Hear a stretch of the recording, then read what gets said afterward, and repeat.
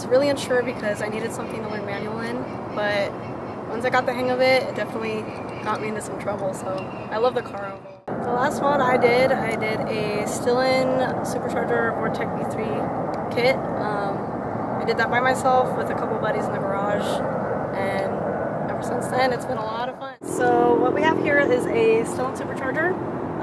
It did have a 7 PSI pulley, but I upgraded it to the 9 PSI because it's worth it. It has, you know, upgraded injectors, a bigger plenum. That goes to intercooler. I have a bigger radiator. That's really it for under the hood, you know, intercooler.